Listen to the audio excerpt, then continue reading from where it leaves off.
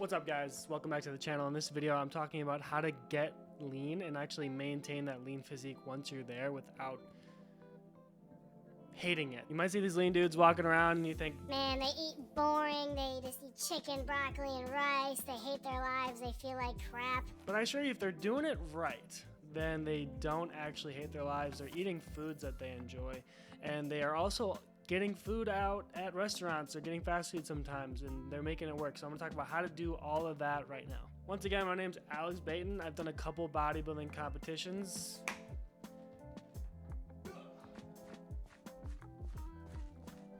I even have medals. And in this video, I'm going to talk about all those reasons.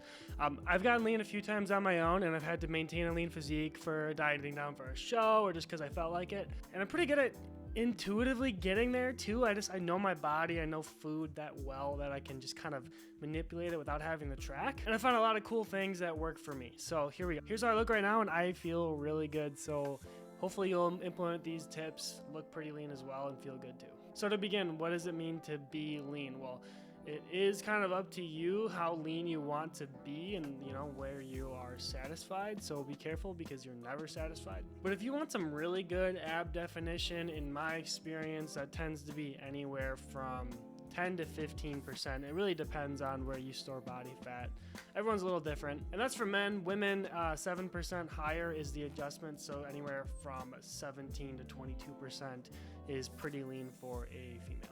All right, tip number one, you're gonna use your calories like currency, and you're gonna do this so you can have cheat meals. Now, before I begin, you should not have a constant need for cheat meals if your normal day-to-day diet is sufficient and you're making the most out of the tips I'm about to share. I think balance is the most important thing with staying lean. You gotta know when to enjoy yourself and when to be disciplined. But I've been super lean and have eaten McDonald's, went out to eat and got burgers, fries, I've had ice cream, candy, all sorts of things while maintaining a lean physique. And the reason that I can do that is because it's all about one thing, and that's calories in, calories out. It's the law of thermodynamics, okay? So let's say you've been right on track with the meal plan every single day for a few weeks, and you've lost some weight and you're super happy, but you're kind of getting that urge to splurge, you know what I mean? You want that large fry, you want that burger, you want to go out to eat, and maybe you have plans to go out to eat with your friends, or a wedding coming up, or XYZ. Don't freak out. You can enjoy yourself, guys. It's not about, hey, I have to hate my life to stay lean. Not at all. Here's what you're gonna do. Let's say that you are wanting to go out to eat one night. Eat whatever you gotta eat, do your daily meals.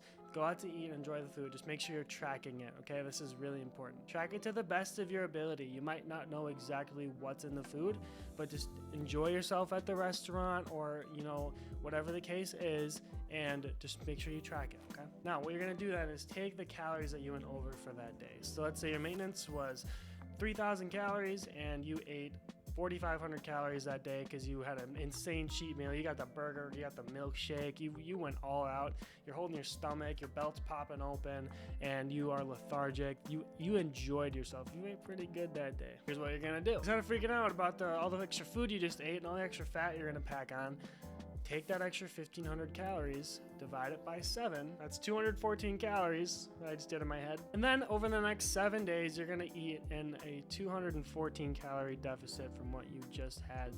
So that would be 2,800 calories for that example. What that's gonna do is you're gonna offset your surplus over a set amount of time. This is such a powerful technique because it allows you to go out and enjoy yourself every once in a while, which is how often you should be doing it. You shouldn't be cheating on your diet every single day. Like I said before, if you're doing that, your diet sucks. You need to make it better. But it always happens, every so often there's this opportunity, work caters food for you, or your friends ask you to go out to eat. Enjoy life, enjoy being lean, but also every once in a while enjoy the foods that you want to eat. Just make up for it by doing this method, which is, once again, take your surplus, eat in that deficit over a set couple of days. Call it 7 days, call it 3 or 4 days, depending on your surplus, right? If you went over 500 calories, you could probably offset that in 2 to 3 days really easily. Hell, you could offset 500 calories by doing an hour on the treadmill as well. If you don't want to have a deficit over the next week, which I totally understand, you actually can do this too within the day. It just sucks. What I would do is, if I knew I was going to go out to eat one night, I would eat as lean as possible leading up to that meal. I'm talking protein shakes, just chicken, maybe a little bit of carbs here and there, maybe some fruit, right? Well, that's good carbs, but I mean like maybe a little bit of complex carbs here and there, but fruit, chicken, protein shakes. I'm eating 800 calories, maybe 900,000 leading up to this meal. And then I'm eating 2,000 calories in this mega cheat meal at night. And I maintain my body weight at about 3,100 calories. I'm 194 pounds and 6 feet tall. So that method can be a little bit harder because you're going to be hungrier leading up to that meal. All you have to do is use your calories as currency, spend it wisely, spend it strategically, and you can offset that surplus over time, which is the big tip here, tip number 1. Why do you feel the need to cheat every day and do this surplus? If you're doing that one day trick and eating 800 calories, 1,000 calories up till 6 p.m. and then going out to eat every single day, let me tell you, your diet sucks if you feel the need to have to do that just to enjoy life. Number 2 is going to be learn how to walk on that fine line between calories and taste. I have one tip for this. I don't do it justice 1%. Buy Greg Doucette's Anabolic Cookbook. I am not sponsored. I am not an HTLT athlete, although I wish I could be. His cookbook, dude, follow the recipes in that cookbook and you will get leaner within the week. I swear. It's amazing. I'll tell you a few good points that I learned from the cookbook, but let me tell you, you need to get the cookbook because it has breakfast, lunch, dessert. It has, like ice cream stuff. It has chocolate stuff, cinnamon, rolls, things like that. It has everything in it. And it has batch recipes so you can meal prep throughout the week. It's incredible, okay? So buy his friggin' cookbook, okay? If you don't want to buy the cookbook, just go to Greg Doucette's channel and look up some of his anabolic kitchen videos because he'll show you everything you can make. But cookbook aside, what I mean by walking this fine line between taste and calories is you got to learn how to tweak the foods you're eating to still be able to enjoy them. The taste should be about like 70 to 90% of what it would be if you had all the same ingredients, but choose lower calorie counterparts to mix into your food. Here are a few examples. Keto bread. A normal slice of bread could be 70, 90, 110 calories. I've had bread that's 35 calories a slice. So one of my favorite go-to meals is I'll have about 8 of them suckers. With 8 times 35 is 254? There's no way I'm right. 280? So 280 calories from 8 slices of bread versus if you even had just 70 calorie bread, that's 560 calories. So that's literally half the calories. So I like to take those 8 slices of bread, dip them in about 1.5 cups of egg whites mixed with like 2 whole eggs, make 8 pieces of French toast. 8 pieces, okay? Put that on a plate. I'll put sugar-free syrup on top, not regular syrup, which saves you hundreds upon hundreds of calories. And then I'll put some powdered peanut butter on top just for taste. Oh my gosh, it fills you up. It's packed with protein. It's voluptuous. It's easy to make, all right? You can't go wrong. There's hundreds of those recipes in Greg Doucette's cookbook. Guys, this is insane. So the low-calorie variation of this recipe on MyFitnessPal is 590 calories with 38.9 grams of protein, 13 grams of fat, 74 grams of carbs, okay? Who cares about the macros? We only really care about the calories and the protein, honestly. The other way of making it, normal bread, 5 normal eggs because people aren't using egg whites to lower the calories and increase the protein. Regular sugary pancake syrup, and then I also toss in the powdered peanut butter. You don't really put creamy peanut butter on top of French toast. It has more protein. The protein's from the bread, so, take it with a grain of salt. But 53 grams of protein. But it has 1,145 calories, okay? That's almost a 600 calorie difference. So if you were already eating that and you changed to making it the healthy way, you would be in a 600 calorie deficit and you would burn just over a pound of body fat off your body in a week just from changing this meal. Now imagine you do that with everything you eat. I'm talking leaner cuts of meat in your burgers, okay? Sugar-free sauces, sugar-free ketchup, sugar-free mustard. Don't drink regular soda. Drink diet soda. Drink sparkling water. Inhale the sweeteners, guys. Trade the sugar for sweetener. It's not going to kill you, okay? It's actually gonna improve your health because you're gonna lower your body fat, okay? Decrease the risk of having chronic heart disease and the problem from being obese, okay? Try to find different ways from what you're eating to make it low calorie but still taste as good as possible. There are less calories in 3 russet potatoes, medium size, than a large fry from McDonald's. You can make so many French fries out of 3 potatoes. It's absolutely insane. Cut them up into fries, spray them with some Pam, put some salt on them, pop them in the air fryer. You have so much more food. Sugar-free syrup. You are golden. You're eating. You're enjoying it. You are satisfied, and you're lean. One of the good foods you can throw in there, you can have Greek yogurt, right? Low sugar Greek yogurt like Okios 000. I love those things. Sugar-free Jello. I had 8 cups of sugar-free Jello last night because I was starving, but I was right on my calories. 8 cups, 80 calories total, and I was full. I actually felt like I binge ate. I felt like, oh my gosh, what did I just do?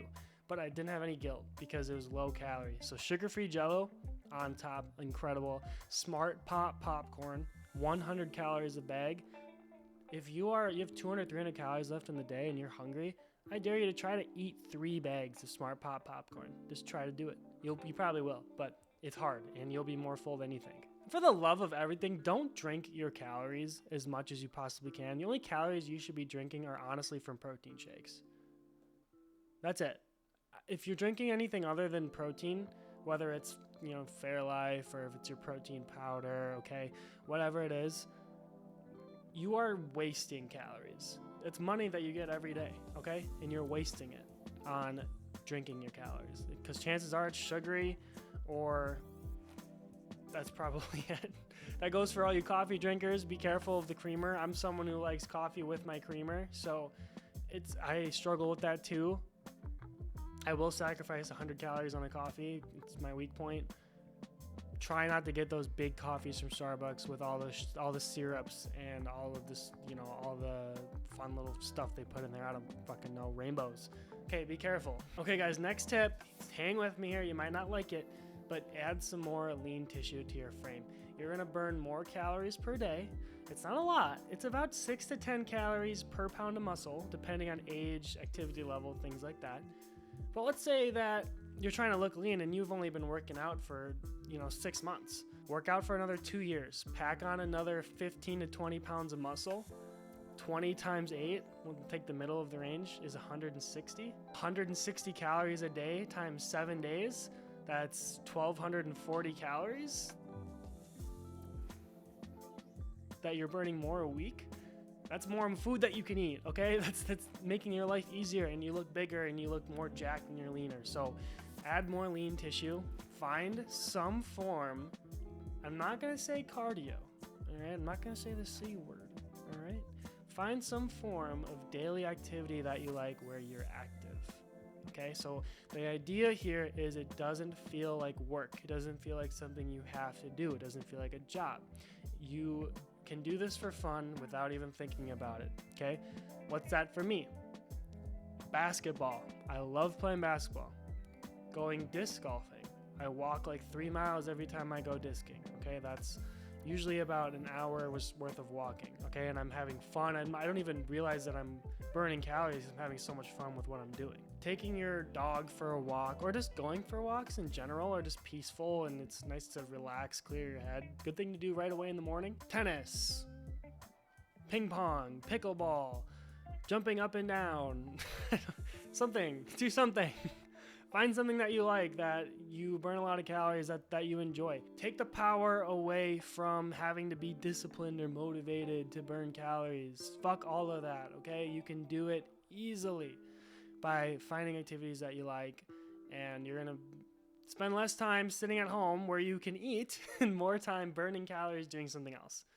It's such a win-win-win-win-win that it's incredible. It'll improve your social life because you're probably doing things with people. It doesn't even have to be a physical thing, honestly. If you find a hobby, it's something to do other than eating.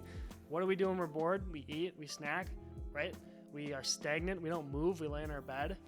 Oh my gosh, terrible. When you're bored, find something you can do, okay? Bonus points if you're moving. In fact, absolutely 100 times better if it's something you can do while moving. So I'll give you 2 good examples for me, right? The disc golfing, playing basketball. What about guitar? I play guitar when I'm bored. This is the only moving that I'm doing. It's not burning a ton of calories, but what am I not doing when both my hands are busy here? I'm not eating. So yeah, find something to do other than eating. That's just a bonus tip. All right, guys, it's not rocket science. It's super simple. I'm going to send you off with one last tip, and that is to track what you're eating, please. You can't. I can intuitively lose weight because I've been tracking my food for a long time. I can look at something and have a decent idea of how many calories are in it. And I also know my maintenance calories based on trial and error, okay? You probably don't, especially if you're watching this. So learn food, learn what's in the food that you're eating already. Just take your food that you've been eating every day, track it. You're gonna be scared how much food you're actually eating if you are struggling with being lean. Knowledge is power. Don't be ignorant. Don't hide things from your MyFitnessPal or whatever app that you use. I don't really know. I don't care. Just find a way to track it. Start to learn what's in food. You'll be a pro at choosing leaner options at the restaurant, at buying leaner options at the grocery store. It's a skill to be able to identify low-calorie foods, in my opinion. So learn how to do that. Bonus tip if you're still here, lose the weight slowly and lose the weight by making lifestyle changes, not by following a fad diet that you can't stick to forever. That's why I stress the physical activity. That's why I stress the long-term replacements of ingredients and recipes and things like that, because it's maintainable over time. And it's not hard to maintain, because you find a healthier recipe that tastes 80% as good and you're lean, you're gonna love it. And you're gonna learn to love it too once your perspective kind of changes on what food tastes like. Because once you're not used to eating sugary syrup, you're fine with the sugar-free, right? You're fine with the diet soda versus the sugar soda. You kind of take that power away from the taste that it has on you. So I hope I helped you. I hope that you take some of these tips and implement them. I hope you buy Greg Doucette's cookbook. I don't make any money off of that. I'm just saying I hope you do it. Because it changed my life. I'm not gonna lie, it really did. Good luck getting lean. I really hope you get there, and I hope you're able to maintain it. If I helped you at all, please leave me a like. I would really appreciate it. Comment, subscribe, do all that fun stuff so the video gets pushed out there. It would really mean everything to me, and I really appreciate your support. Any questions, leave them in the comment down below. I'm here to answer them. And without further ado, go get lean. All right? King, queen,